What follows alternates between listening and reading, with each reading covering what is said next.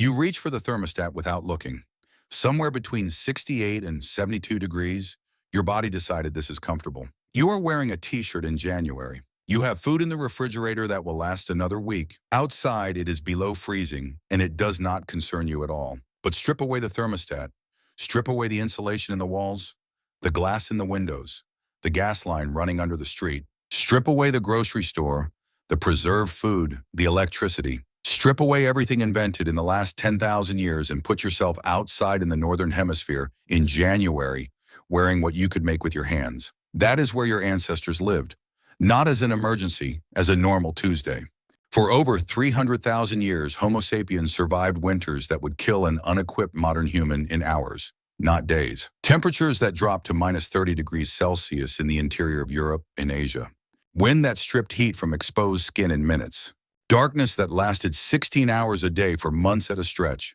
No stored calories beyond what they had hunted, foraged, or dried in the brief months before the cold arrived. And they made it. Generation after generation, they made it. Which means somewhere in that brutal repetition, your ancestors developed a set of strategies so effective that they allowed a tropical primate, because that is what you fundamentally are, to colonize the coldest environments on the planet. The question is not whether they survived. We know they survived because you are here. The question is how. What did they actually do day by day, night by night, when the temperature dropped and the food disappeared and the darkness closed in? The answer is stranger and more sophisticated than almost anyone expects. Start with the body itself, because the body is where winter survival begins and ends. Your core temperature sits at 37 degrees Celsius. Drop it to 35 and you begin shivering uncontrollably. Drop it to 33 and your thinking becomes confused. Your coordination fails. Drop it to 30 and you lose consciousness. Drop it below 28 and your heart stops. The window between alive and dead, measured in core temperature, is less than 10 degrees. That is the margin your ancestors were working with every winter night for 300,000 years. And yet the human body is not helpless in the cold. It is not built for it the way a polar bear is built for it. But it is not helpless. It has mechanisms, old ones, that activate the moment the temperature drops. Vasoconstriction happens first. The blood vessels near your skin tighten, pulling warm blood toward your core, protecting your vital organs by sacrificing your extremities. Your fingers go cold, your toes go cold, your nose goes cold, but your heart stays warm. That is not discomfort. That is triage. Your body making a calculated decision about which parts of you are worth saving. Shivering comes next. It is the body generating heat through involuntary muscle contractions, burning stored calories to keep the engine running. A shivering human is consuming energy at roughly 5 times the resting rate, which means a shivering human is burning through their fat reserves fast, which means a human who runs out of fat in winter is a human who runs out of shivering. And a human who runs out of shivering in the cold is a human who stops being warm. That arithmetic was the fundamental pressure of every winter your ancestors ever faced. The cold demands calories. The cold cuts off the supply of calories. The season is a trap, and the only way out is to have stored enough before it closed. But the body also does something else, something that researchers did not fully understand until relatively recently. It adapts. In 2014, physiologist Wouter van Marken Lichtenbelt of Maastricht University in the Netherlands published research showing that repeated cold exposure causes the human body to activate brown adipose tissue, a specialized fat that generates heat directly rather than being burned for energy. Brown fat sits primarily around the neck and upper back. When activated by cold, it functions like a biological furnace, burning stored energy to produce warmth without shivering. Your ancestors were cold every winter, every year, for decades. Their bodies were not fighting the cold from scratch each season. They were adapted to it in real time, through acclimatization that the modern world has almost entirely eliminated. You have not been genuinely cold in months, maybe years. The biological machinery your ancestors relied on is still inside you. It is just switched off. But adaptation alone does not explain survival, because adaptation adjusts the margin. It does not eliminate it. No amount of brown fat keeps a human alive at minus 30 without shelter, without clothing, without fire. Fire is the oldest technology your ancestors had for managing winter. Not a tool, not a weapon, a controlled chemical reaction that they learned to start, maintain, and move with them across a landscape that wanted to kill them. The oldest confirmed evidence of controlled fire use comes from Wonderwork Cave in South Africa, where archaeologist Francesco Berna of Simon Fraser University found burned bone and plant ash deposits dating to approximately 1 million years ago. These were not wildfires. The ash distribution inside a deep cave where wildfire could not naturally reach indicates deliberate fire creation. Homo erectus was making fire a million years before Homo sapiens existed. But Wonderwork Cave is in South Africa. The winters are mild. The real test came when early humans moved north. By approximately 500,000 years ago, archaic humans were living in what is now England, Germany, and northern China, latitudes where winter temperatures routinely drop below zero. At Beech's Pit in Suffolk, England, archaeologist John Gowlett of the University of Liverpool found evidence of structured hearths dating to roughly 400,000 years ago. Not scattered ash, deliberately built, repeatedly used, maintained over time. That distinction matters. A fire you stumble across is warmth. A fire you build is strategy. The moment early humans moved from opportunistic fire use to deliberate maintenance, they crossed a line. They were no longer just surviving winter. They were engineering a solution to it. But here's the problem with fire and winter together.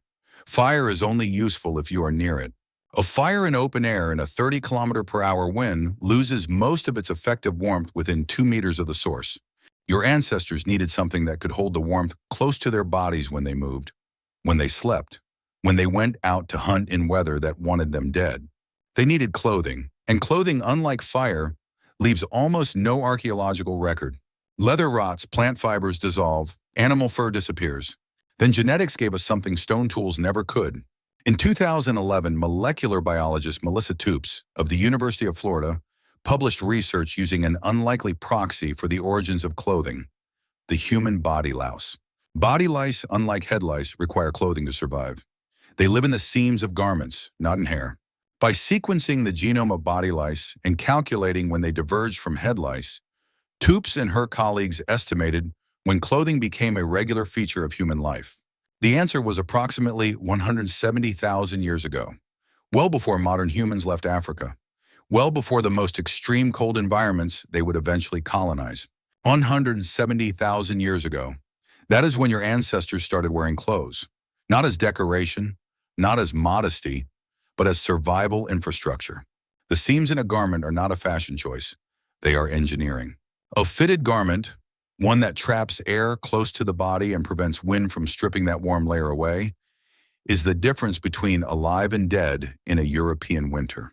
The Inuit, whose ancestors colonized the Arctic beginning roughly 5,000 years ago, developed this to its furthest extreme.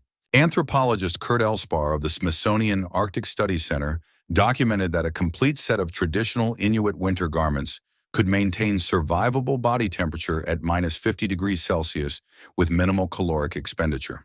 2 layers of caribou skin, no synthetic fibers, no Gore-Tex. Just an understanding of animal material and air circulation refined over centuries of necessity. Your ancestors were doing something similar, cruder, certainly, earlier in the process, but the principle was the same. They were learning to turn dead animals into portable warmth. But clothing and fire only solve part of the problem. They manage the cold when you are awake, when you are active. The most dangerous hours of winter are the ones when you are still, when you are sleeping, when your metabolic rate drops. And the cold has 8 uninterrupted hours to take everything fire and fur have built up. But caves are rare, unevenly distributed, and the humans who needed shelter in winter needed it everywhere, not just where the geology cooperated. Caves were valuable when available. The famous sites at Lascaux and Altamira show evidence of repeated occupation during cold months. Shelter solved this, not the shelter you are picturing, not caves necessarily. So they built. At Mezherik in Ukraine, archaeologists excavated a site in 1965 that changed everything. They found the remains of 4 structures built from the bones of woolly mammoths. Not bones used incidentally, bones arranged architecturally. Each structure was built from the remains of 95 to 149 individual mammoths. The people were choosing specific bones for specific structural purposes, selecting jaw bones for their curvature, femurs for their load-bearing capacity, arranging materials with an understanding of weight and stress that required planning, coordination, and knowledge passed across generations. Archaeologist Olga Soffer of the University of Illinois concluded these structures were covered with mammoth hides, creating enclosed spaces heated by interior fires. They were not caves. They were houses built from the largest animals on the planet by people who had learned to extract shelter from the landscape when the landscape didn't provide it. Picture a winter camp in central Ukraine, 15,000 years ago. February, minus 18 degrees outside. The sun rose at 8 in the morning and will set before 4 in the afternoon, giving the group roughly 8 hours of usable daylight. There are 25 people in the camp, maybe 30. They are living in two structures built from mammoth bone, each one roughly 5 meters across, each one with a central hearth burning dried dung and bone. Because wood is scarce on the steppe. Inside the structure, the temperature near the hearth is above freezing, maybe 5 or 6 degrees. Cold by your standards, survivable by theirs. The people inside are dressed in layered furs. They are sitting close together because body heat is a resource. And sharing it is not sentimentality, it is physics. Outside the structure, the wind is moving at 20 kilometers per hour across a flat treeless plain. The effective temperature with wind chill is closer to minus 30. Nobody goes out unless they have to. So what do they do with 14 hours of darkness? This is the part of Ice Age survival that almost never gets discussed. Not because it is unimportant, but because it leaves almost no archaeological record. The social and cognitive life of a winter camp. What people did with the hours when hunting was impossible, foraging was impossible, and the only option was to stay inside and wait. They talked, they made things, they taught. Anthropologist Polly Wiesner of the University of Utah spent years comparing the conversational content of daytime versus nighttime interactions among the Akungsan of the Kalahari. What she found, published in 2014, was striking. Daytime conversation was practical, resource location, task coordination, conflict. But nighttime conversation, the hours around the fire after dark, was 81% stories. Narratives about other people, other places, other times, accounts of past hunts that had gone wrong or spectacularly right. Histories of the group reaching back beyond living memory. Moral tales structured to transmit values without stating them explicitly. Wiesner's interpretation was that firelight conversation was not idle. It was the transmission mechanism for cultural knowledge. Winter, with its enforced proximity and its long dark hours, was not an interruption of the social life of a forager group. It may have been the most important part of it. Your ancestors did not dread the dark hours, they used them. And then something changed. Not all at once, not everywhere, but gradually across the coldest regions of the Pleistocene world, a new strategy emerged. Food storage. The problem with winter is not just the cold is manageable. The problem is calories. Winter is a season of energy deficit. The body needs more to stay warm. The environment provides less. The gap between what you need and what you can find widens every week the cold holds. Hunter-gatherers in warm environments solve this by moving. If food is scarce here, go where it is not. But winter foragers in the far north cannot always do this. The distances are too great, the weather too dangerous. Moving in a northern winter is itself a caloric expense that can exceed what the move produces. The solution: bring summer forward. Take the abundance of warm months and extend it artificially into the cold ones. The oldest confirmed evidence of deliberate food storage comes from Chesem Cave in Israel, where archaeologist Ron Barkai of Tel Aviv University found evidence of repeated, patterned use of animal fat dating to approximately 400,000 years ago. The fat was being processed and saved, not consumed immediately at the kill site. This was not instinct, this was planning. Abstract, future-oriented thinking applied to a biological problem. By 30,000 years ago, storage had become sophisticated. At Dolní Věstonice in the Czech Republic, archaeologists found pits dug below the frost line, filled with animals processed and stored in the cold, a natural refrigerator engineered deliberately. The permafrost itself was a tool. Your ancestors understood, without any concept of microbiology, that food kept cold did not rot. They did not know about bacteria. They did not know about decomposition at the cellular level. But they observed the pattern. Meat left in frozen ground in autumn was still edible in deep winter. Meat left in the open air was not. The observation was enough. The mechanism didn't matter. The result did. But storage creates a new problem. Storage requires defense. A buried cache of meat in a northern winter is worth dying for. for the people who put it there, and for every other predator within scent range. Wolves, bears, other human groups. The caloric density of a well-stocked winter cache represented the difference between surviving the season and starving in February, which is why winter camps cluster around storage sites. The cache is an anchor. It creates a location worth defending, and defending a location together requires coordination, trust, and rules. Anthropologist David Erdahl of the University of St. Andrews concluded that the requirements of winter storage were likely a significant driver of the egalitarian social norms that define hunter-gatherer societies. If one person controls the cache, everyone else dies. So caches are shared. So sharing becomes a norm. So violations of sharing norms become the most serious social offense a group can register. That ethic of enforced sharing, the deep human intuition that hoarding in conditions of scarcity is a form of violence, did not emerge from moral philosophy. It emerged from winters in the Pleistocene, where a man who kept the stored meat for himself was a man who killed his neighbors with cold rather than with weapons. That thread runs all the way to right now because the instinct is still there. You can feel it when you see someone go hungry in a world with enough food to feed everyone. The discomfort is not learned. It is old, older than agriculture, older than cities, older than language possibly.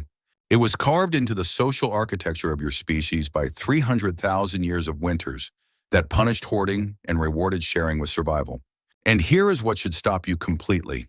The strategies that kept your ancestors alive in those winters did not just solve a biological problem. They built the architecture of human sociality. The long, dark hours around a fire produced storytelling, which produced cultural memory, which produced the ability to transmit knowledge across generations without writing. The requirement of coordinated defense produced trust networks and reciprocity norms. The need to store food produced territorial behavior and property concepts. The requirement to share produced the egalitarian instincts that still surface in you today when you see someone go without.